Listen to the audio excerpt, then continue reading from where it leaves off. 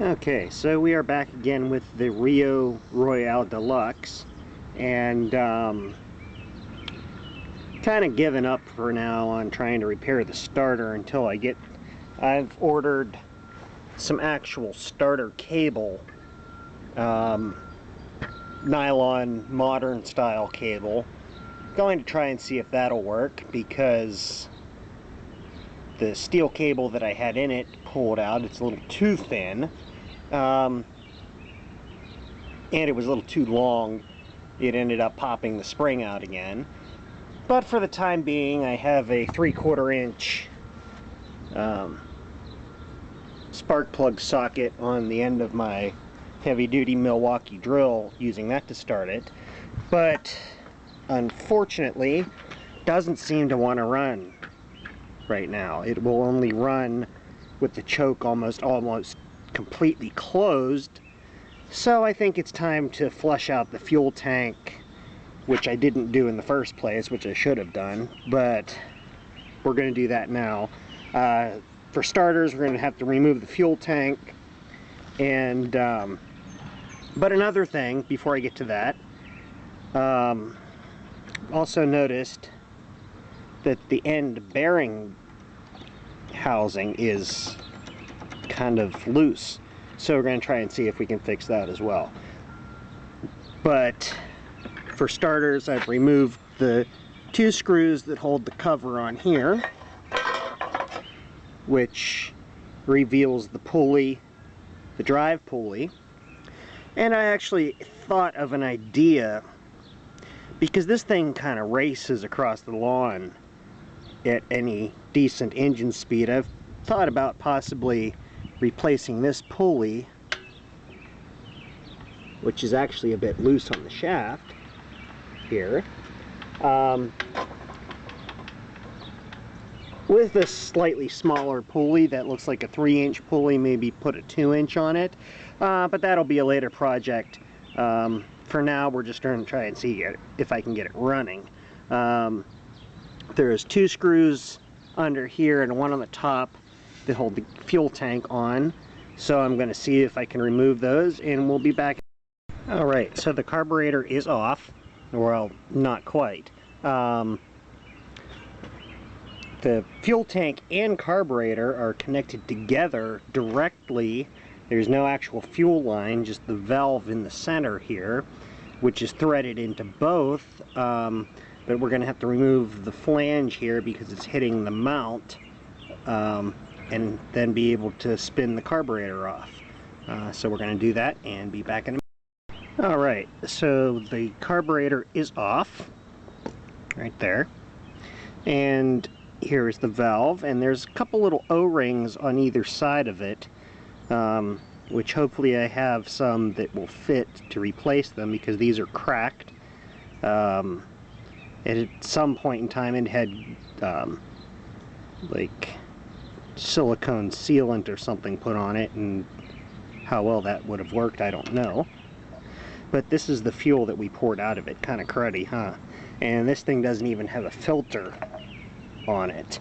So yeah, we're gonna flush the tank out with some fresh fuel, and then move on to the carburetor. Alright, so now onto the carburetor. First thing we're going to do is simply just hose down the outside of it and clean off any grass or any other kind of gunk that may be on it.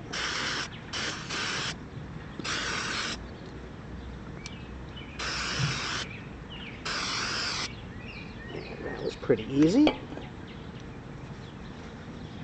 Give it a good wipe down. And now we'll remove the bowl.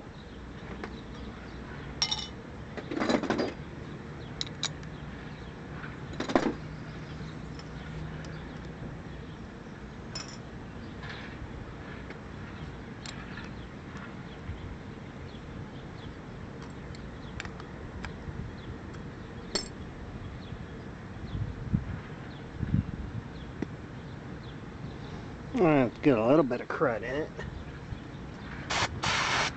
Clean that out.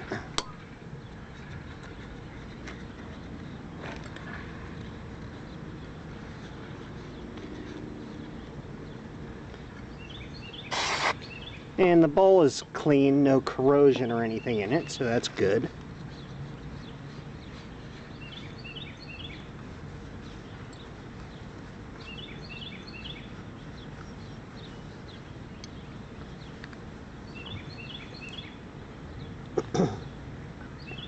And this carburetor just has a simple bolt on the bottom. It doesn't have like a jet through the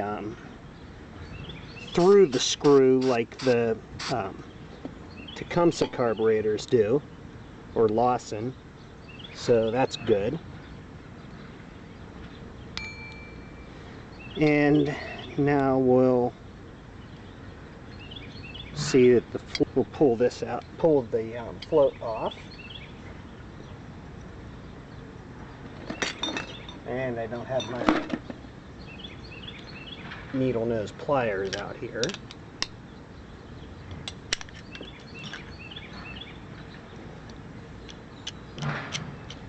So we'll see if we can do this carefully.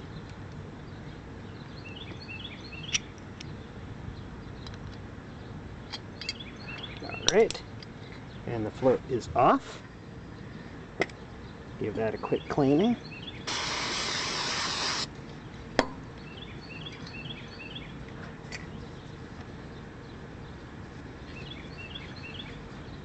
And just give it a quick shake to make sure we don't hear anything sloshing around inside it. And that's good, so it's still sealed. Now I remove the needle valve here, being careful not to lose it. And I'll just clean off that. And now, as you can see, or maybe if you can see or not, there's some deposits and sediment and stuff around the top of the carburetor housing, so we'll just pretty much flush the whole thing out.